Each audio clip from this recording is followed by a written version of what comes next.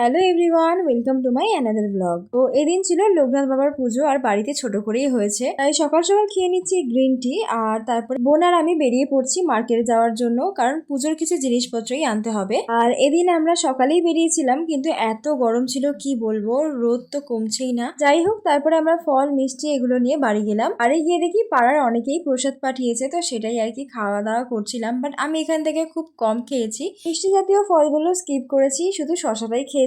আর আমাদের বাড়িতে জানো তো অনেক ছোট করেই পুজো হয়, আর সেটারই আর কি জোগাড় হচ্ছে। তার মাঝে আমার একটু টুকটাক কাজ চলছিল ল্যাপটপে, সেটাই আর কি করছিলাম। বাট বারবার ধরে কাজটা প্রবলেম করছিল, যার জন্য মাথাটা গরম হয়ে যাচ্ছিল। কি আর করা যাবে, তবু তো কাজ করতে হবে। মা আবার দিয়ে গেল মুসলি, সেটাই আর কি খাচ্ছিলাম। বাই দ্য ওয়ে, দেখো আমাদের লোকনাথ বাবাকে কত সুন্দর লাগছে, আর এভাবে সাজিয়েছে, মাসি সাজিয়েছে। কেমন লাগছে অবশ্যই কমেন্টে জানিও। আর বাকি ঠাকুরদেরও সাজানো হয়েছে। ওদিকে আমার ল্যাপটপে কাজ চলছে, আর আমি এখানে একটু ছবি ভিডিও করতে এসেছি, আর ঠাকুরের কাছে বসেই পড়েছি। খুব ভালো লাগছিল আসলে। তারপরে ফল কাটা হচ্ছিল, আর এটা কি তোমরা জানলে কিন্তু কমেন্টে জানিও। সবকিছু পরিপাটি করে বাবাকে দেওয়া হয়েছে খেতে।